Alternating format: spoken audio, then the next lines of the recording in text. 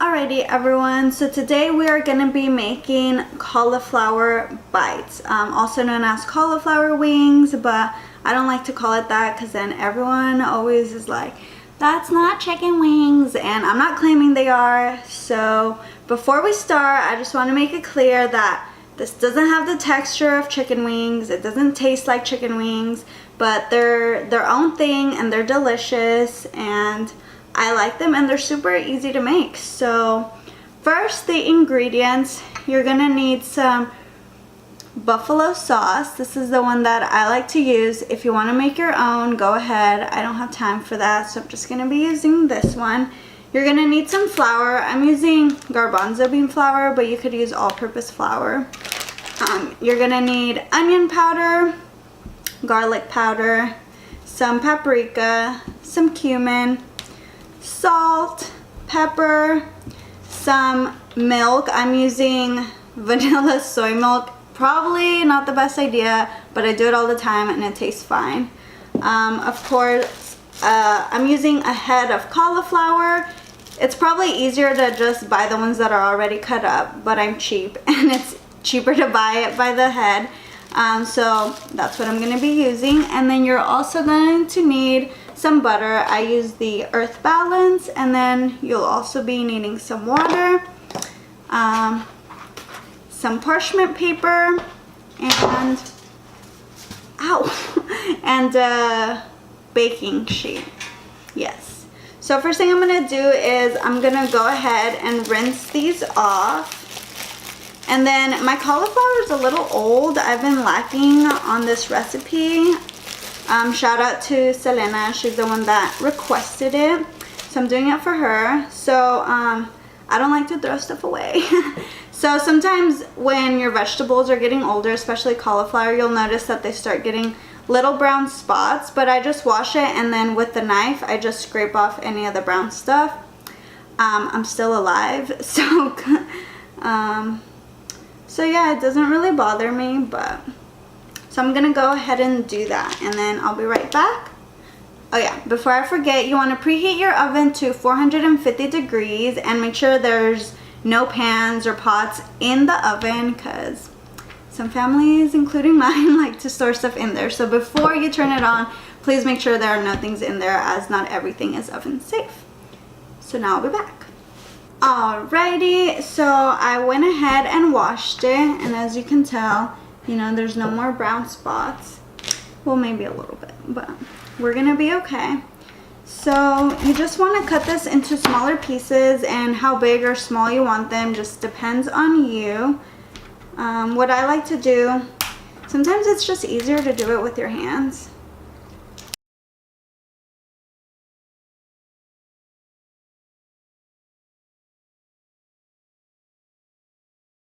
So I think like ideal size would be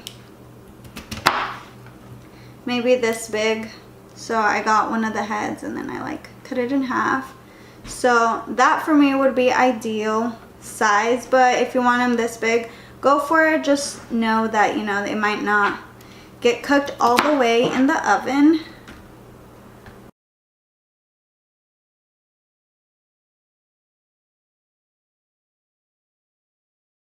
So clearly this, I don't know if you can see because, you know, but here you go.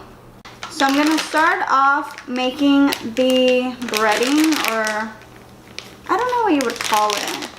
So I'm using about a half a cup to a cup of flour, probably a cup. Yeah, let's do a cup. So we have a cup of flour. Try not to get it all over yourself. And then we are going to do 1 tablespoon of onion powder. We're going to do another, sorry, I meant teaspoon. I always get them confused. Teaspoon. Tablespoons are like way bigger. Okay. And then a teaspoon of garlic powder.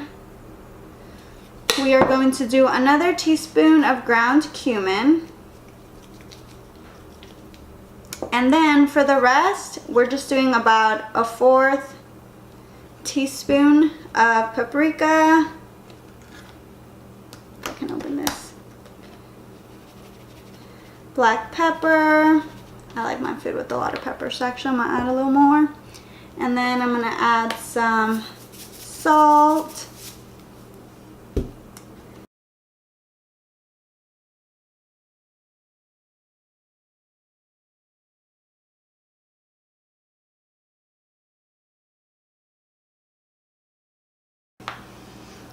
It already smells delicious.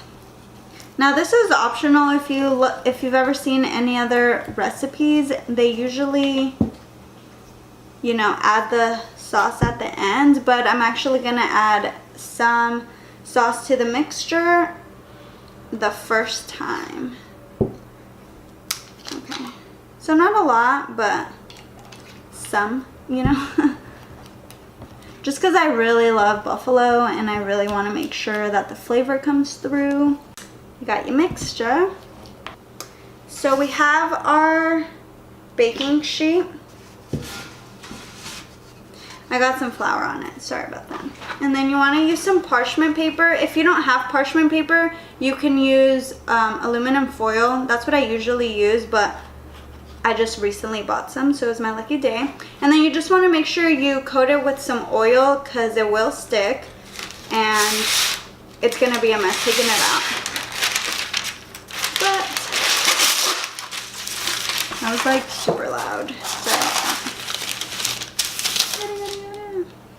Okay, so it's very self-explanatory, you know. Oh, this one's really big. I don't like super big pieces because I just feel like they don't cook all the way. So you want to go ahead and grab your pieces. I do a few at a time, and then make sure you coat them really well in here. And I usually like to start with the bigger pieces and move my way down to the smaller pieces in terms of coating, just because the smaller ones are going to get coated regardless. So I might as well start there. And then you want to kick off any excess you may have and go ahead and place it on your sheet.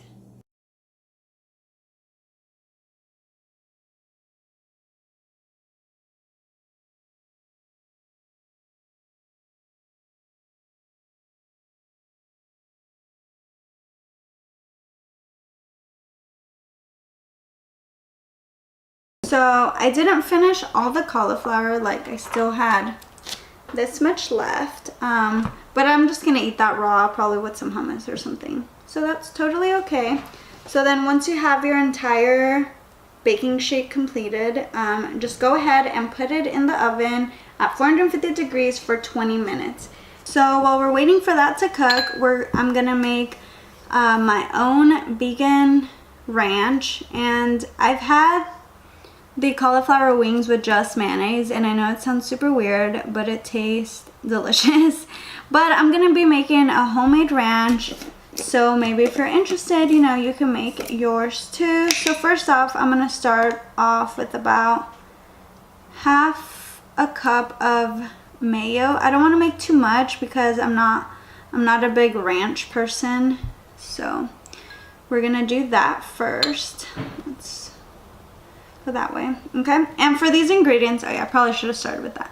So you're gonna need some mayonnaise. I use the Just Mayo brand, and it's really delicious, and it is vegan.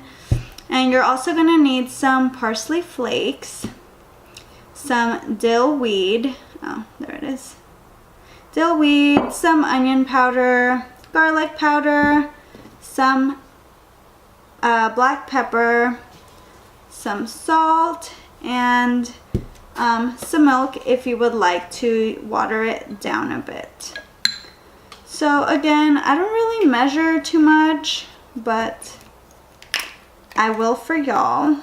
So maybe I'm gonna start off with half a teaspoon of each of these. The great thing about making your own ranch is that you can basically add as much or as little of something. So again, I'm starting off at about half a teaspoon of each ingredient. And it's always better to put less than too much, because then you're gonna have to try to tone down the flavor, which is a lot harder to do than to just, you know, add slightly more. Some salt. Okay, and then you just want to go ahead and mix this.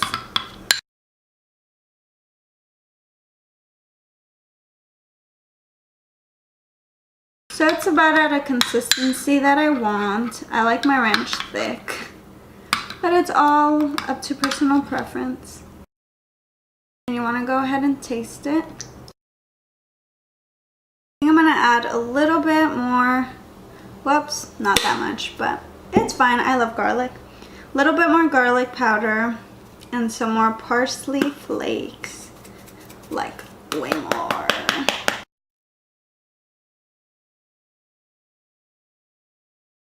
So now we're going to set this aside for later. And now I'm also going to be making what we're going to be coating the cauliflower bites once they're done cooking for the first 20 minutes. So what you're going to need for this is very simple. You're just going to need some butter and some red hot buffalo sauce. We're going to add maybe 2 teaspoons of butter. I love butter, so I might be going a little excessive here, but you know, do you. Okay. So then we're gonna do 2 teaspoons of butter. And what you wanna do is you wanna melt it. I like to just microwave it for a few seconds, but you could just let it sit out and soften, but that takes too long. So I'm gonna go ahead and do that. Alrighty, so this was 20 seconds in the microwave at high. You can add way more butter if you'd like, or less. And then I'm gonna add probably about a cup of this sauce. And now I'm just gonna mix that together.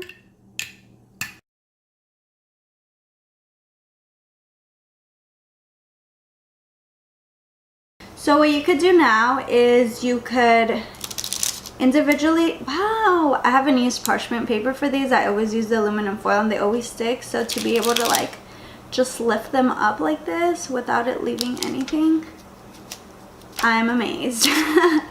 Sorry about that. So what you could do is you could grab these and, you know, dip these in here like so. Or if you're lazy, you could just grab one of those marinating things. I don't know what they're called, but it's like a brush and you dip it and then you brush them. You could do that. I usually just grab a spoon, to be honest, and just kind of cover them like so. Because they always stick when I use aluminum foil, but since they're getting off so easily, I might just, yeah, wow, this is, parchment paper is a life changer. Okay, you know what, maybe I spoke too soon. If you're not careful, you will pull the breading out. It's hot. See, like this one? So you just want to be careful. I don't even know where to look, at that camera or this camera. So I'm actually, yeah, I'm gonna dip them. If they're coming off so easily, why not? And then if you have excess breading like I do here, you could just take that off as well. You could have also done like another set of breading with a little bit less flour and more sauce, but I'm supposed to be on keto, so I'm really not even supposed to be eating this, but like this will be my cheat meal. You know, we all have those. No one is perfect. I don't know anyone that sticks 100% to their diet. So forgive me for breaking mine.